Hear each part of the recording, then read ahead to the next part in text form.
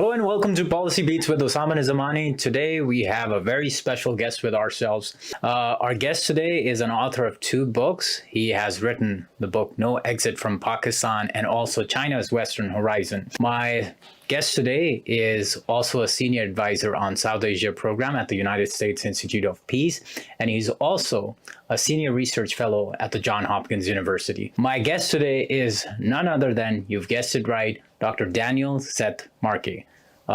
Dr. Daniel, welcome to our podcast today. Thank you. Thank you. So, Dr. Daniel, I want to continue the conversation I had with Elizabeth in our previous podcast. And so I want to continue this discussion on the existing impasse in Pakistan-U.S. relations. So, the issue of perceptions or misperceptions that have existed between the two sides, even in pre-withdrawal phase and also in the post-withdrawal phase. What do you think would be needed for both Pakistan and United States in order to work out or iron out these differences? And I mean, not just on the sides of, correcting them in terms of perceptions, but what it would really take for both to make some progress. Well, first of all, let me say thanks for the opportunity to join you today. It's good to see you and good to be here in Pakistan. Our pleasure is all ours. And let me also just say that one thing that it may take for the United States and Pakistan to get past perceptions is time. And I know that we all tend to be a bit impatient. We'd like to turn the page of history more rapidly. Mm-hmm. But I think, I'm the older one in the room right now. And I'll just say I've been doing this for long enough now to appreciate that some things just take time. And just to say, we've been in a kind of a chapter of the U.S.-Pakistan relationship, which has now books to it, but a chapter of those books for the past 20 years. Which has shaped and defined the perception, certainly in Washington, of our relationship with Pakistan and of Pakistan. Mm-hmm. And that chapter has been a kind of an ugly one in a variety of ways. It's had some positives, but it's also had more than its fair share of negatives. And it ended poorly with the U.S. withdrawal from Afghanistan last summer.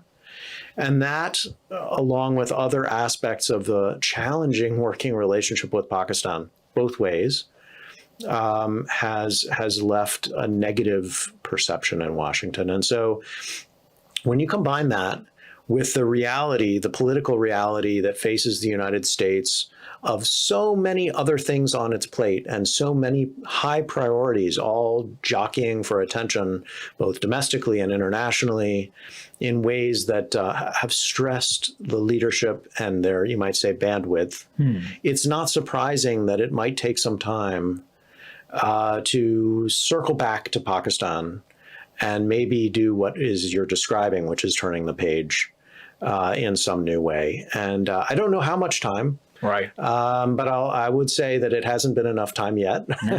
And we'll begin to see it. Right. Maybe we're beginning to see aspects of it this year, even with sort of the 1-year anniversary of the withdrawal from Afghanistan, the killing of Zawahiri, and a few other things may shift attitudes a bit. We can get into that, but I think that the first answer is time. So you're saying that, it would certainly take time for both sides. I think so. I'm less qualified to speak about the Pakistani perception of the United States, but I do know that this has been a hard 20 years for Pakistan as well. And that the sense that the United States, we hear this all the time from Pakistanis in the United States or coming to visit us or when I'm here, that this has, that Americans tend to understate how difficult a 20 years this has been for Pakistan. We hear that. Yeah. We know that. Yeah. And so that it should take some time for Pakistan to recover from that, recalibrate expectations for the United States, maybe see something more positive about us than has been the case in the not so distant past. That too, I think, takes some time. Yeah. So now if I were to ask you now, ever since the introduction of the Indo-Pacific strategy, Pakistan does not weigh in the U.S. strategic calculus as it used to previously, especially vis-a-vis India. Now that India remains one of the critical linchpins in United States strategic outlook. So, what do you think, and what would you prescribe? Taking a fig leaf from your own book and from your own prescription, the book No Exit from Pakistan, in that very classical style. What would be needed for the United States to stay engaged with Pakistan? Well, look, there are different ways to read my book, No Exit from Pakistan. I wrote it. I get to decide how I read it. Which is the other one? Right, well, I will just say, there may be another one out there. But the core of that argument was ultimately that Pakistan is too large, too significant in its own terms, population, major military, though not as big an economy as it ought to be, still an important economy in the region, and with a historical relationship with the United States and a geographical location that makes it relevant. Yeah. And so the point there was there's no exit, not meaning that we couldn't see the relationship go up and down, have its peaks and troughs, but that ultimately the United States lives on the same planet with Pakistan and will find that it will need to work with or against Pakistan simply because it's too large to ignore. And so when there's no exit, it means that you're stuck. Yeah. And that there can be periods of greater estrangement or pulling back.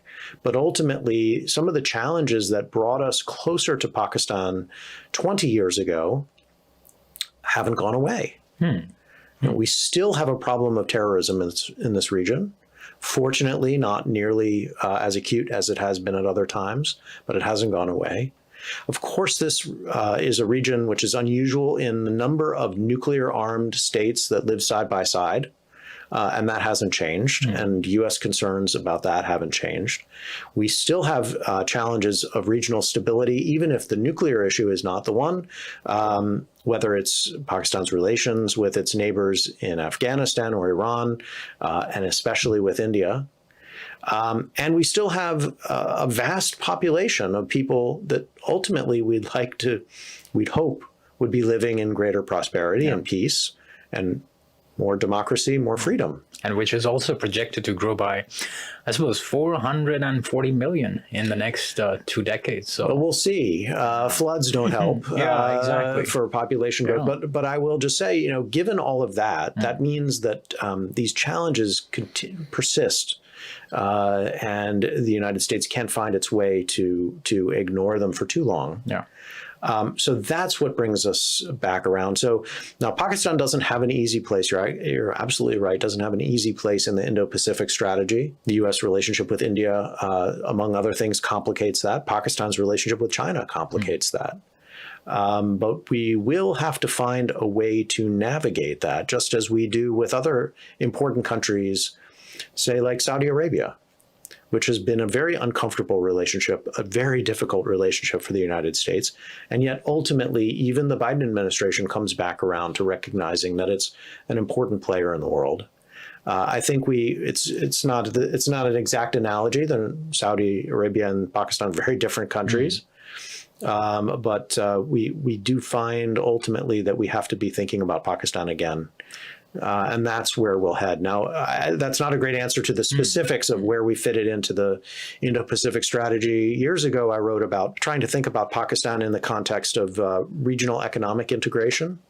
I still would have preferred to see that world evolve and emerge in that way. It hasn't happened yet. How would you visualize it if it were to take place? The reason why I'm saying this is because Pakistan recently actually announced its national security policy by stressing too much focus on geoeconomics. So like looking at from, say, as a scholar, looking at that from the American lens, how would that have looked? to you as an observer and as an analyst? Focusing on geoeconomics? Yes, and also regional integration. Yeah, the goal would be that, of course, that Pakistan does in some ways sit at a useful spot. If it were more of a trade and transit hub and opportunity, then its geography could be useful to other countries. Unfortunately, this hasn't materialized and it's not just on Pakistan. This has been a difficult few years. COVID and other things have made that more challenging. And of course, the blockage in relations with India holds up so much. And so, but you ask what I would say. It's not what I would wish to see these things emerge this way. But I do feel that with these large populations in the world that we're seeing now, the economic ties do become the essential ones. The blockages need to be released by the politics to enable those economic linkages to come forward. But of course, that's more easily said than done. I'm not surprised that it didn't work. It's hard to snap your fingers and make the India-Pakistan relationship go away. It just doesn't happen. So I would say, actually, as I look forward, in some ways, this will be an even more challenging strategic environment. Yeah, because as you speak about it, whenever I have conversations, say with Central Asians, or say even if you look at what the Chinese have been doing, with respect to Belt and Road Initiative or China-Pakistan Economic Corridor, it kind of strikes as a common denominator in terms of what you're describing over here. And I see enthusiasm in Central Asian countries towards Pakistan. You're right, that there's certainly a lot of baggage between India and Pakistan in terms of how we would want it to work out. But given that, there can be some progress in combination with other regional actors, I'm sure some headway could be made. And I find it at an analytical level, your observation as a kind of an overlap and a common denominator. But now moving on from here, Dr. Dan, I would like to ask you this one important question that, sort of lingers on everyone's mind. And it's that, just like Pakistan, a lot of Asian countries are in fact certainly concerned about, the ongoing competition between the United States and China, transforming into some kind of a confrontation. Yes. Between the two countries. And so the Asian countries and also Pakistan is slightly wary of, being in a situation where they're compelled to join one camp. How do you see, as a scholar who's based in the United States and would want to, as someone who would want to prescribe a policy, what would you prescribe in terms of ensuring that both the United States and China do not head towards this confrontational course? Well, it is a concern, especially now, and especially over the past few months, as we've watched the tensions rise between mainland China and Taiwan. We've heard some very strong and what sound to me dangerous statements out of Beijing, concerns that nominally were supposed to have been related to a visit by Nancy Pelosi, Speaker of the House in the United States, but I think more broadly related to Beijing's aspirations to impose its will over Taiwan and to create a new normal in that relationship. And that is something that has the potential to be quite dangerous. So I think it's right for the world to watch and be concerned about this. Just like during the Cold War, the world would get nervous when the United States and the Soviet Union seemed to be edging toward crisis, because everyone suffers when that happens. I do think that there are a number of points of balance or ballast in the relationship that keep us from falling overboard into a conflict. And of course, the economic relationship between the United States and China is one. And a simple recognition that war, or anything that looks like war, would be unbelievably costly for both sides. That is still a core recognition. But I will say, the Biden administration has made a very clear outreach to Beijing to Xi Jinping and to his top deputies to have conversations about what has been described as strategic stability. Mm-hmm. That is, let's try to come up with some basic rules about how to manage our crises so we don't end up in a war that neither side actually wants to be in. And unfortunately, at least as far as I understand, the Chinese have been unwilling to actually entertain these conversations. And I've found it interesting and disturbing, but it in some ways reflects, for those who have tried to have these conversations over years now, the Chinese unwillingness to engage on these issues seems to be related to a Chinese belief that greater transparency might actually be disadvantageous to China. That is, if they tell us more about what they're planning and what they're doing, and if we talk about these things, which from an American perspective seems to be a good way to avoid inadvertent or accidental crisis, the Chinese believe that talking about it may give us information that would be useful to the United States and would harm their ability to deter us from coercion or from even an attack. Mm-hmm. So they actually think that talking could be destabilizing or dangerous. So they kind of presume that, having those conversations could compromise the ability to maintain ambiguity. Yeah, their ability to threaten us in ways that they believe are stabilizing. Right. And this, of course, runs very much counter to American thinking on the issue. And I don't think it's just because we're strategizing to try to get their secrets. I think we just have come to different conclusions from our own experience with the Soviet Union that we do actually trust in effectively some degree of mutually assured destruction. We recognize that the costs are incredibly high. And in that recognition, we are willing to entertain that we could probably still have mutually beneficial conversations about avoiding crossing certain lines exactly. And misunderstanding one another. We do not believe that we understand Chinese decision-making very well, and we are worried that they don't understand us either. Yeah. And in that misunderstanding that we could be in a very dangerous place. This could be very concerning in a crisis situation. Totally. Yeah. And so we're worried about that, but we yet at this moment don't see a similar receptivity on the Chinese side. So anyway, that all makes the rest of the world, I think, probably pretty nervous too. Yeah. I would just want to, sort of take that point a little further. Because I was listening to this one podcast by Kishore Mahbubani, and there they were discussing that, Jake Sullivan, certainly being the national security advisor, they have come up with some kind of a policy to make that outreach to China, as you just rightly pointed out. Do you, as someone, working in United States, have any inside view or any perspective into what the administration might have a plan in terms of, breaking that ice with China? Well, they've tried. They use the president has talked about guardrails in the relationship.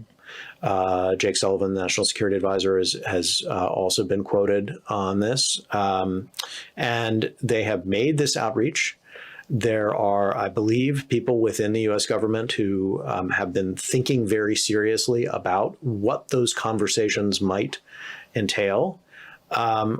But until we get some kind of it takes two. Yeah, and if we don't get any kind of a response from the Chinese, then we're not going to get anywhere. Yeah. And now I will say in my own work, I have had concerns about the prospects for inadvertent escalation, not just between China and the United States, but in what we describe as Southern Asia. So China and India, and possibly in a complicated crisis environment, China, India, Pakistan.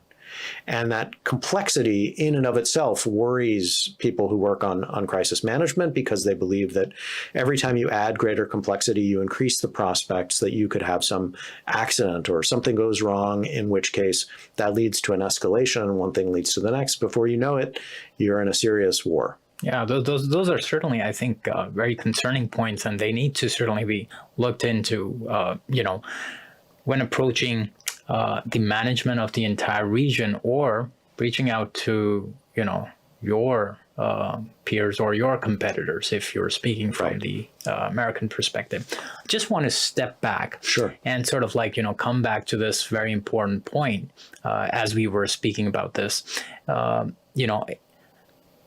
very low scale engagement that has been going on between Pakistan and United States, and as a result, although you're someone who's been frequenting the country, in the last few years, unfortunately, we've also had the pandemic, which sort of scuttled, a lot of face-to-face interactions between the two sides.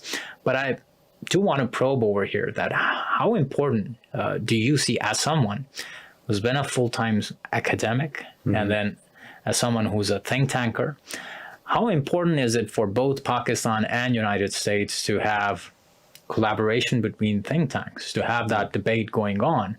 Because I, for one, certainly see that, it has a lot of disadvantage when the two sides are certainly not talking to each other, not doing the kind of analysis that needs to be done in order to, as you were just rightly pointing out in case of China, in order to understand each other's perspectives. So how important do you see that scholastic exchange between the two sides? Yeah, I think it's vital. I think that, I'll just speak for myself. I do always learn something when I come to Pakistan. It's not always the thing that the think tank that I might visit wanted me to learn. Might be something different, but I always learn something. I would anticipate that Pakistanis who come to the United States would also learn from the experience. And again, not always what we might choose to have them learn, but they'll draw their own lessons. Yeah. I think the pandemic had shut down a lot of that type of exchange. It's not just a Pakistan-US issue. Of course, we're not able to go to China either. And so those exchanges, to the extent that they've happened, have been virtual. Yeah. Virtual is no replacement for the real thing. Couldn't agree more. Yeah. And so I think it's vital. I will say, the conversations are only a piece of the puzzle. We have the conversations in part to try out ideas with one another, see what kind of reaction we get. But we don't stop there. We then go back and do our homework, and we do our research. And sometimes, what we were told in the conversations don't hold up to the research that we do, and vice versa. Yeah. So it's a useful tool. I think it is almost impossible to get to know a country and to try to imagine how to advance an agenda with a country if you're unable to speak to the people who live there. So what are three things, if think tanks are collaborating from both sides, what are three things that you would advise them to do in order to, take things forward in their area of expertise or in their own domains? Well, look, I don't know about three specific things. I will say, I'm now at the U.S. Institute of Peace. We have interesting programming that with other types of institutions that happens in multiple ways. So we will do things like dialogues, whether in person, ideally, or virtually, if it has to be, which are intentionally intended to be alternatives to direct, say, government-to-government talks. So track 2 or track 1.5. I think these are important. I think they can be structured in ways that will be mutually beneficial. I think that it can be helpful when these take on some of the specific challenging questions that puzzle one side or the other, and can be done in ways that actually force some new thinking in the midst of the conversations themselves. So in the past, we've done things like gaming exercise or scenario exercises, which I find very valuable because they free people from their preconceived answers to every question. Because we are all presented with a question we didn't expect to have. And it's only then that you can begin to get a sense as to the things you might not have thought about before. When we retreat back to our preconceived notions, when we're given the space to just simply say what we already thought, The two sides will present their views. That's useful. But when we're forced to think creatively, then that exposes other differences or similarities and can be very effective. So for me, I like that type of exchange and interaction. The USIP also does work with independent scholars in other countries, and we work with them to support their research and to publish it. So we have research collaboration because we recognize that sometimes it's not just the dialogue, but the actually going out and doing data collection and having maybe more extensive interviews and other things that cannot be done in a group context that is really quite valuable. And then the last thing that we often do is we host individuals for conversations back in the United States, partially to serve as that bridging function to bring Pakistani voices to audiences that would otherwise not hear them. And we do this with others, with Indians, Bangladeshis, and so on. And that, I think, is really vital as well. You can't do, if you're unable to do these things, then you're shutting down, I agree, what we were saying before, you're shutting down valuable channels of communication, but also deeper understanding. And that makes getting back to any kind of a normal that much harder. We do almost none of these, say, with Iran. And it's been decades since we've done this sort of thing with Iran. Interesting. So it's not so much a surprise that there's much less understanding of Iran in the United States, and I would imagine vice versa. Right.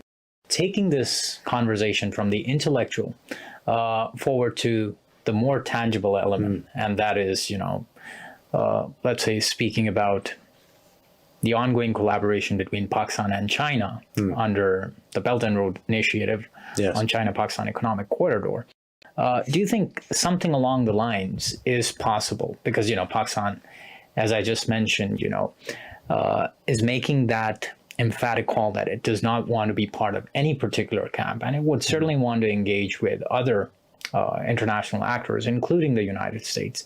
Do you think there's a possibility that if Pakistan is eager to engage in something, say, like related to the Blue Dot Network, or say, for example, the Build Back Better World that was announced by the Biden administration. How do you think the United States is likely to approach that call? And as you said that, perhaps both sides, and particularly U.S., I'm presuming, is likely to take more time after, withdrawal from Afghanistan. Right. But how do you see, like, for example, triggers like calls for having more collaboration in events like these catastrophic floods that we have at this point could serve as, providing that pathway to have those kinds of discussions and conversations. Right. So, I did see that a number of prominent U.S. officials were here in Pakistan because of the floods. The head of USAID, Samantha Powers, was here. Yes. And that is important. I think that is an important signal, whether by the Biden administration or the American people as a whole, that when these kinds of horrific things happen in the world, that we have an interest and that we can bring some capabilities to help address these problems, maybe not nearly sufficient in and of themselves to deal with the current tragedy, but that we don't stand by and say this isn't our problem, that we are a part of a solution. I think that's important. I think that's an important message to send. But I think that in terms of whether it helps us turn the corner to something new, it's conceivable. But I still think that back in Washington, the mentality, the view of Pakistan is still so deeply colored by that experience of the past 20 years that right now, we know what we did in 2010 when there were floods as well. Yeah. We try to be helpful where we can be helpful. I don't think it's a transformative experience. I think it gets us back to having some conversations that maybe had stalled, which is good. But in terms of really, turning the page, maybe not. You asked about things like the Blue Dot Network or about other areas of cooperation in the Indo-Pacific. Look, I think the way that the Biden administration has seen this, you have to understand a little bit about American politics to appreciate that part of what they're doing and part of what they've done since coming into office is to attempt to reverse the Trump administration's approach to the world, which was largely adversarial and basically dismissive of most U.S. alliances and partnerships.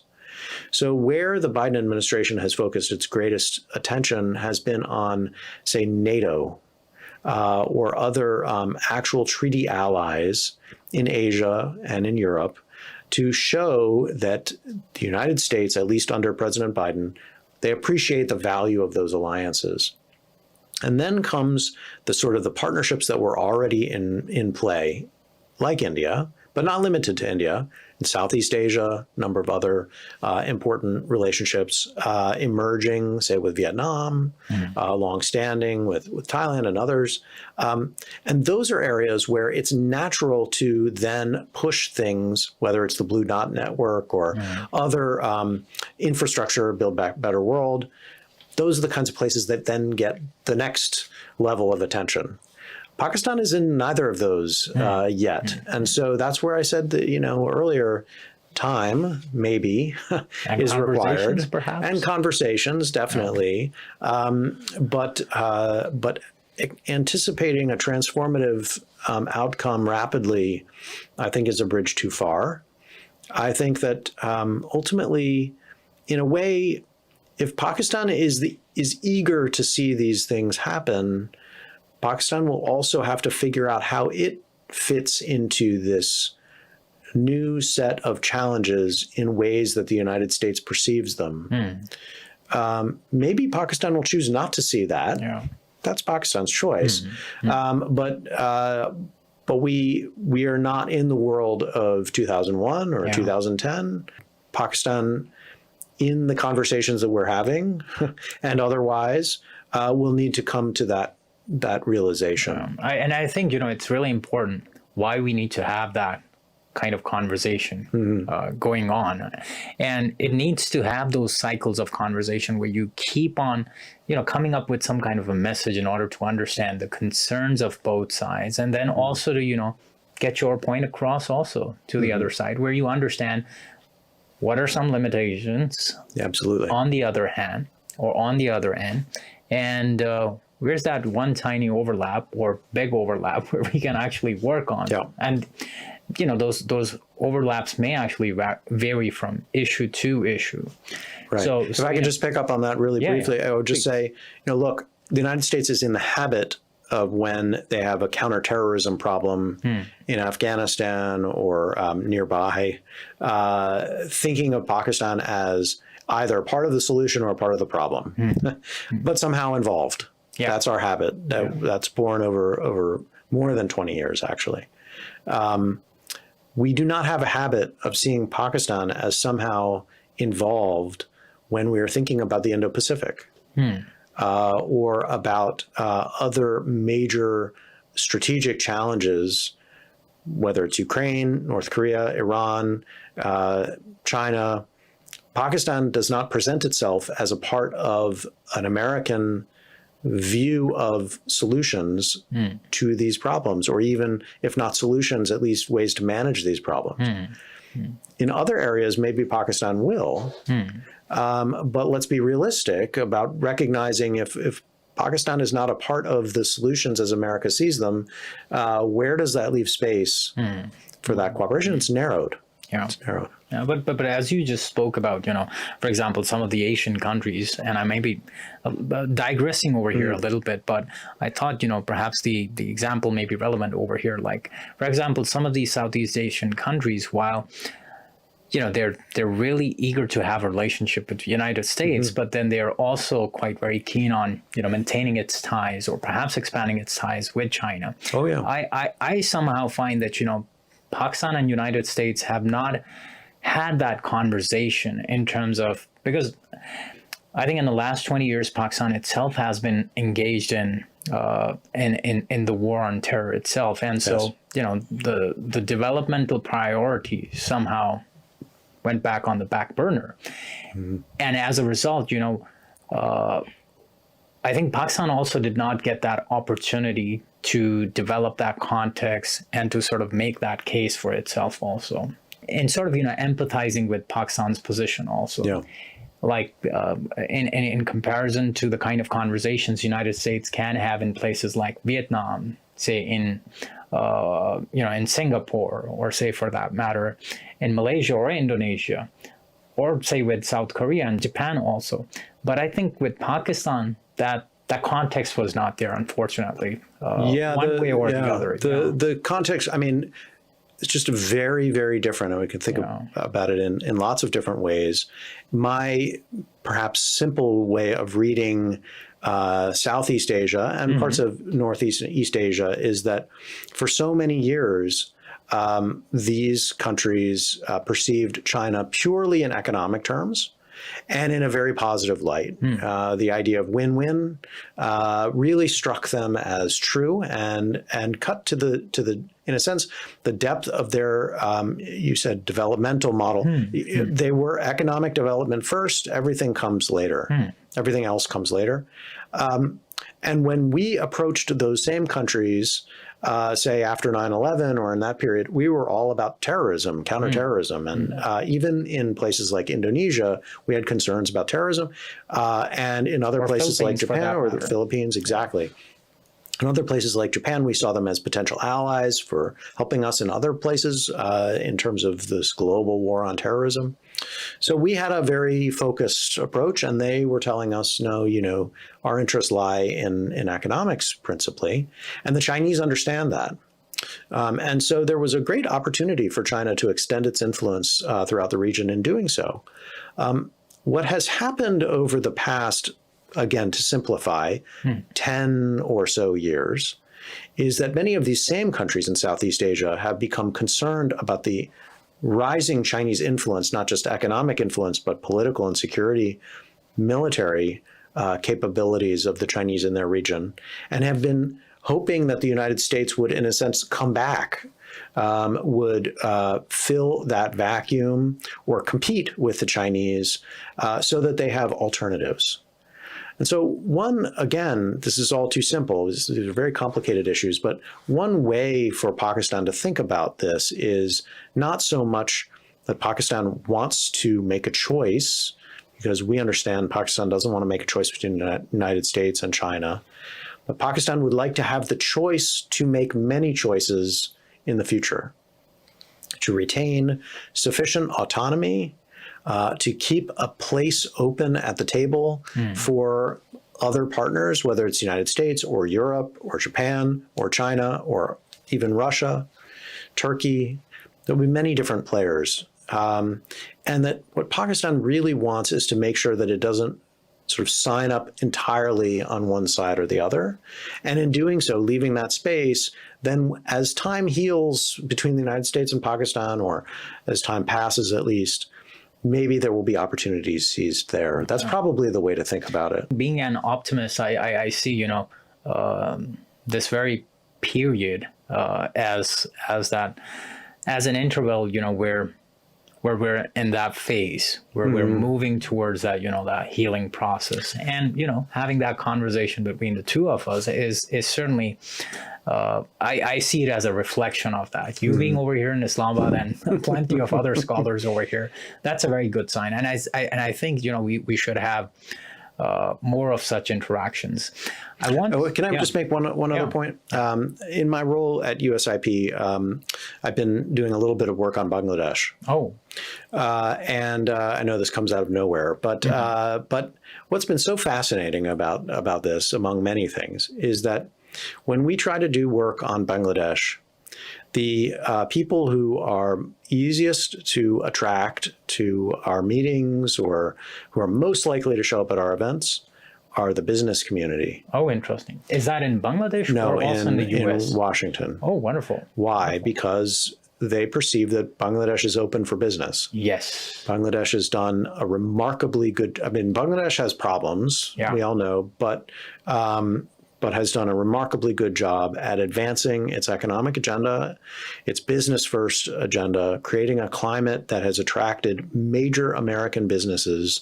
And so they are the principal advocates of the U.S.-Bangladesh relationship. They are really the ones who fill the room always. With Pakistan, it's almost the opposite. It's the strategic, the geopolitical, the politics side of the house. It's not the business community. Interesting. So I don't know if you saw my conversation or watched my conversation with Elizabeth. This was one point which she also made, that instead of having a top-bottom approach, it would rather be better that the private sector. From the two sides needs to make that outreach in terms of having those conversations. And I think that is perhaps what is missing right now over here. We should rather have Pakistani and American businesses making that outreach. And I think that since US does provide that openness in terms of interaction between different actors, so that certainly is one inspiration that Pakistan can take from the region, especially from Bangladesh, in terms of, Yeah, they've had remarkable success there. And so, I would say Pakistani business community, American business community. In the United States, big business is not in control of everything, despite what conspiracy theorists might tell you. Or on a lighter note, as what the other version of your book may tell. Right. Yeah, we're not in charge of everything. But I would say, but yet has considerable influence. And when it is in the interest of American business to get along with another country, we find ways to expand our cooperation. When there is limited or no business interest, then the weight of the appeal is much less. Yes. And I think that's really missing. So again, to use the Bangladesh example, we're relatively light on strategic cooperation with Bangladesh, but we're open to it, in part because we're relatively heavy on the economic cooperation.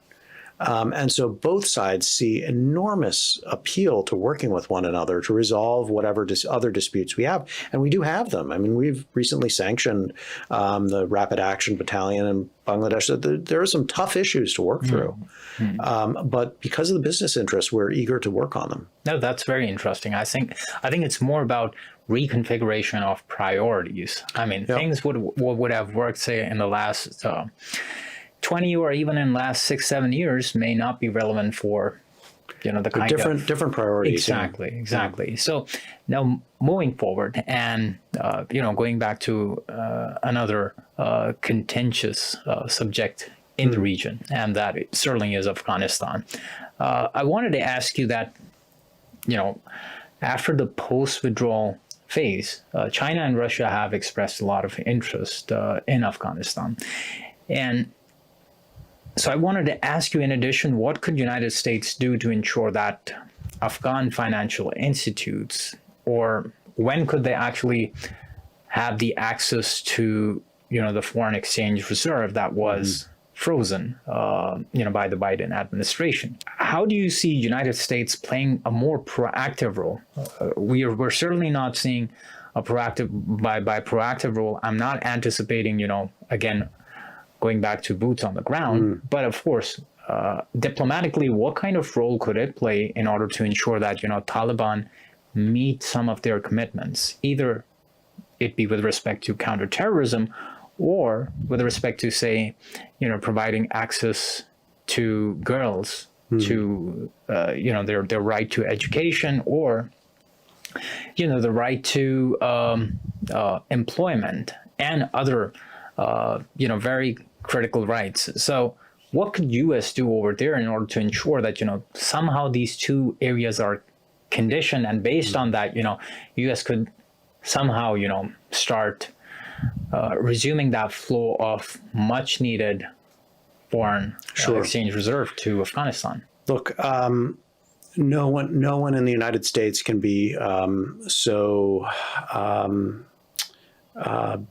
don't know, egotistical to think that they know how to manage the problem in Afghanistan. We've been at this for long enough to realize that one could say nothing works, and yet we try something else and that doesn't work either. So it doesn't mean that just because what we've done in the past doesn't work, that some new thing will work. In fact, you can have everything fail. Yeah. And I say that with respect to the reserves issue, because right now we're holding on to the reserves, as you pointed out. I think in part, there are multiple reasons for this, but in part because that is one of the very few areas where we could imagine that we have some leverage politically over the current Taliban regime. It's something we believe that they want, and it's something that we have. And if we were to give this up, we can imagine, we can tell ourselves that we would then have less leverage even than we have now. And that's quite possible. I don't know for sure. Maybe that's true. Maybe if we had released the reserves, the situation would get far worse. We can't be sure, as some would argue, that by releasing the reserves, we create greater space for stability, which is the goal, and a Taliban that would be more inclined to work with us or to do things that we want. So far, we've seen no evidence that our outside influence, one way or the other, actually leads the Taliban to do anything that we want. They continue from last year till now to do basically what they will. And so giving up our leverage may help us, but probably won't. We may end up in a worse situation where we don't even hold that leverage. And there's an additional point there, which is the politics. One of the things that is useful to understand is that, can you imagine what the criticism of the Biden administration would be if it releases those reserves to the Taliban, who are clearly in alignment with groups that we in the United States continue to believe are terrorists, if they themselves are not labeled terrorists? Certainly their friends and allies are. And we would just be giving them the resources back, in a sense, to foster that type of activity. The politics of that are very dangerous, very fraught. It would be nearly impossible for the administration to take that criticism if it didn't see also simultaneously some huge benefit. What would happen on the day that those funds were released that would lead to a good news political story back in the United States? I can't think of what it would be. So I'm not sure that this is going to happen anytime soon. Politically, maybe there would be conceivably more of a moment for it after the midterm elections this fall. But even then, it would potentially be a costly move made for questionable strategic aims. Maybe would help the people of Afghanistan, maybe wouldn't. We'd certainly want to see a lot of things built in to try to assure us of that, some degree of autonomy or independence for the state bank, things like that, which are economic issues, technical issues that could be worked on. And I think they are being worked on. But anyway, that's a long way of saying, don't hold your breath. This could take a while. Yeah, but it could, you rightly pointed out, it could turn into, or strongly turn into a bipartisan issue between the two parties back home in the States. But looking at some middle path forward, say after elections or sometime in the future, could it be then,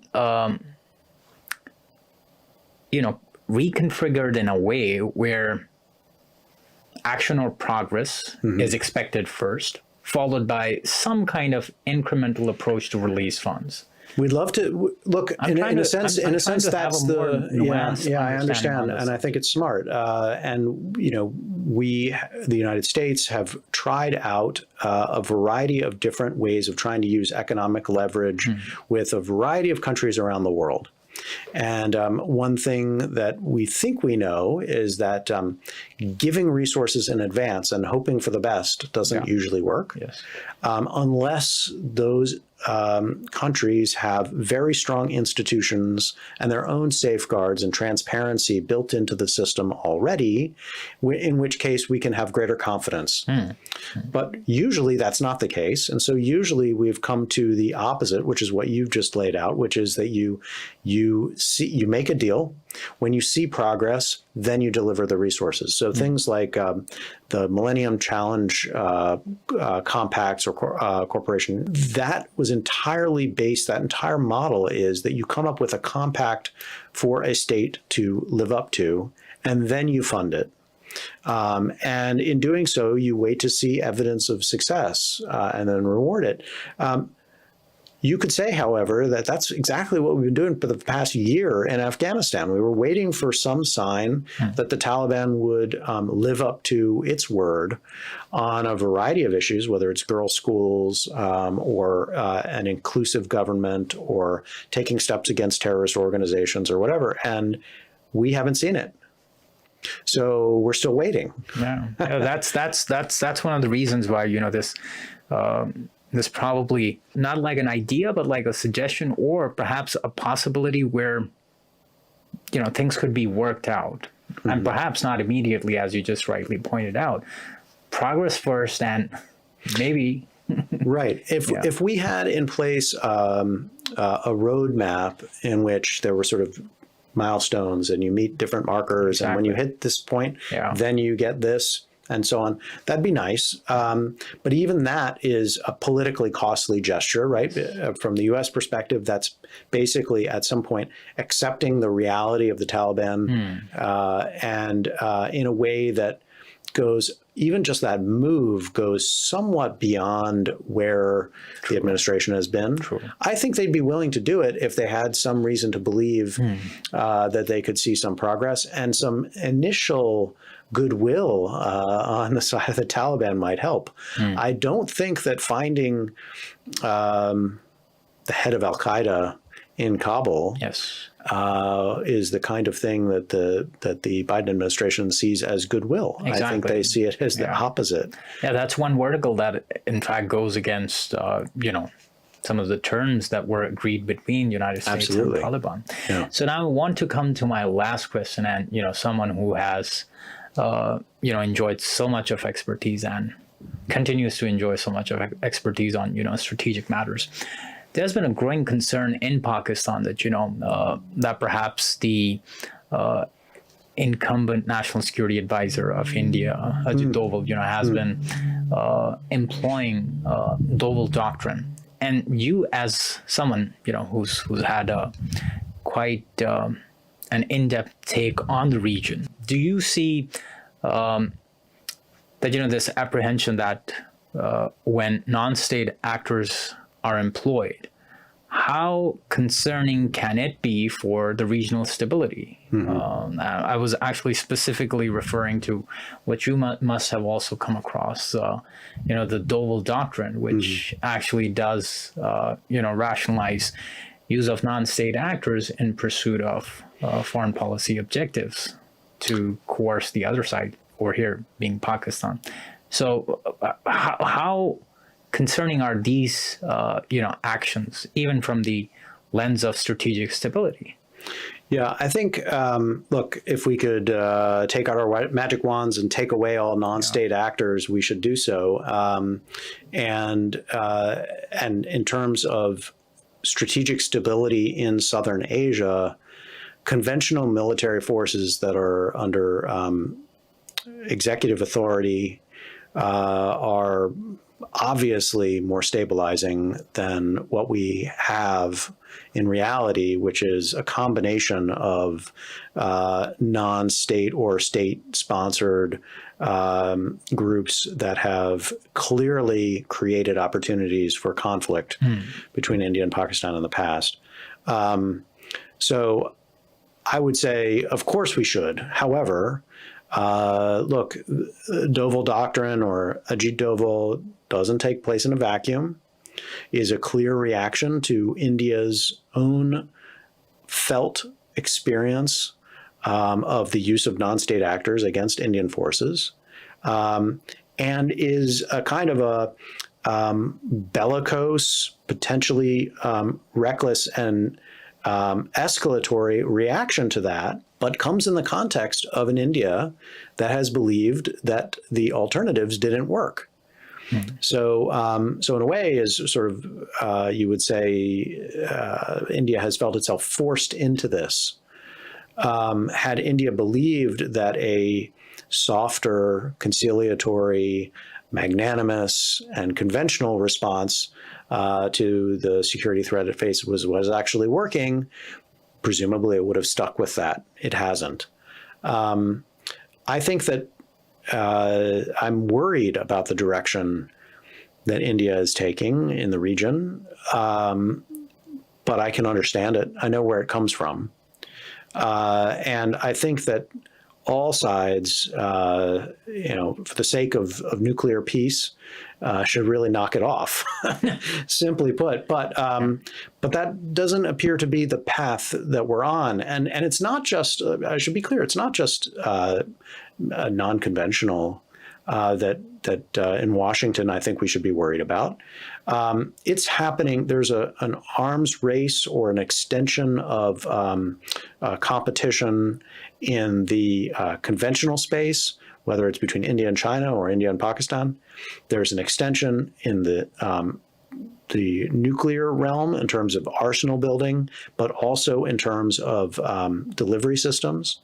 And this is happening at multiple levels, whether it's missiles or at sea. This is happening with investments by all of the parties involved, without considerable investments in either the dialogue that we talked about before, or investments in institutions that might encourage arms control, or at least confidence building measures or restraint regimes. None of that is happening. And it's also happening in other realms, whether it's cyber or space, particularly with India and China. Mm-hmm. All of these things are very, very dangerous. And yet also, I would say, coming from the United States, we too are investing in military capabilities. And we have been spending a tremendous amount of time and energy thinking about our capacity to respond militarily, and I would say less time and attention on a diplomatic response. There are those who are trying, but I'd say, if you looked and you weighed them in the balance, it's military first, security first, talk second.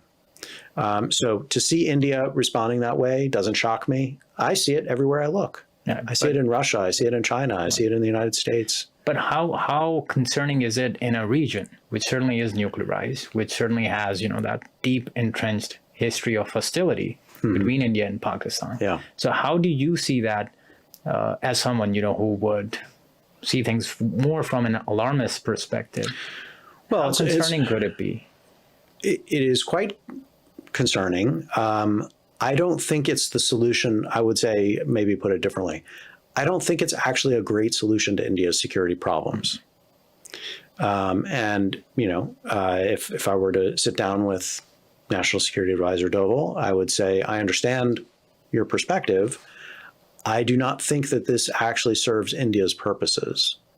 For the same reason, to use an analogy, maybe it's a little bit distant, but I do not think that the United States during the Cold War, by developing tactical nuclear warheads for use against the Soviet Union, was serving the interests of stability. I understand where it was coming from, but I think that it was a pretty reckless move to make. But we did it because we thought that would help to deter an adversary that was difficult to deter. And it would deal with a conventional imbalance that we were feeling. And I think that when states take reckless moves like that, as India may be doing, or at least as people perceive that India is doing, and that India is not saying that it's not doing, because it's difficult to see precisely what's going on, and I need to be careful about that. But when India does these things, it's a reflection of a sense of insecurity. and a sense that other alternatives have been tried and found lacking. Dr. Daniel Markey, it was such a pleasure to have you for this conversation today. I certainly felt very engrossed. Thank you. It was my pleasure. It's great to be back in Pakistan. It certainly was, despite the fact that we had such a busy evening earlier today. But I really, really appreciate that you took us. You actually took your time out and. Shared your thought with us. We really appreciate that. Thank you. Ladies and gentlemen, thank you once again. And if you really liked our conversation today, please do remember to leave the comments below. Subscribe to our channel and also hit the like button if you did like the conversation. Once again, Dr. Daniel Markey, thank you so much. Thank you.